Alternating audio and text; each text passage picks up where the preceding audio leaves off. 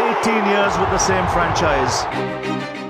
আইপিএলে প্রথম শিরোপা জয়ের পর থেকেই বিতর্ক যেন কিছুতেই পিছু ছাড়ছে না বিরাট কোহলির রয়্যাল চ্যালেঞ্জার্স বেঙ্গালুরুর। এবার বড় ধাক্কা, নিজেদের ঘরের মাঠ এম চেন্নাস্বামী স্টেডিয়ামে আগামী আসরে হয়তো আর খেলতেই পারবে না দলটি। চেন্নাস্বামীকে বড় ইভেন্টের জন্য অনুপযুক্ত ঘোষণা করে ম্যাচ আয়োজন স্থগিত করার সুপারিশ করেছে কর্ণাটক রাজ্য সরকার। 4 জুন বেঙ্গালুরুর শিরোপা উৎসব ও বিজয় মিছিল আয়োজন করে ফ্র্যাঞ্চাইজিটি। পুলিশের অনুমতি না থাকা সত্ত্বেও কোহলি, রজত পাতিদার, ফিল সল্টরা শহর ঘুরে পৌঁছান স্টেডিয়ামে। এর আগে সামাজিক মাধ্যমে ভিডিও বার্তায় ভক্তদের আমন্ত্রণ জানিয়েছিলেন কোহলি নিজেই।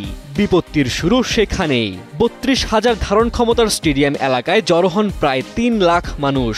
অতিরিক্ত ভিড়ে প্রাণহানির মতো মর্মান্তিক দুর্ঘটনা ঘটে।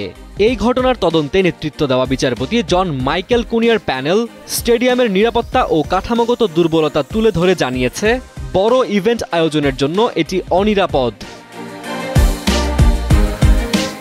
কমিশন সুপারিশ করেছে, যতদিন না আধুনিক অবকাঠামো গড়ে ওঠে ততদিন চেন্নাস্বামীতে কোনো গণজমায়েত বা বড় খেলা আয়োজন করা যাবে না।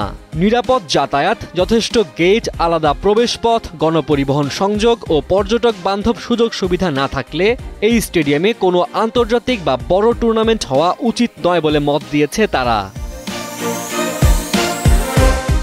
এই তদন্তের জেরে বেঙ্গালুরুর ফ্র্যাঞ্চাইজির মার্কেটিং বিভাগের প্রধানকে ইতোমধ্যেই গ্রেপ্তার করা হয়েছে।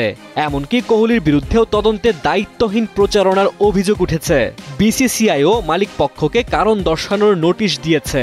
স্টেডিয়াম ব্যবস্থাপনা ও ফ্র্যাঞ্চাইজির আরও 11 জন কর্মকর্তা, সাবেক ও বর্তমান কেএসসি কর্তৃপক্ষ, এমনকি ইভেন্ট ম্যানেজমেন্ট কোম্পানির পরিচালকদের বিরুদ্ধে ব্যবস্থা নেওয়ার সুপারিশ করেছে কমিশন।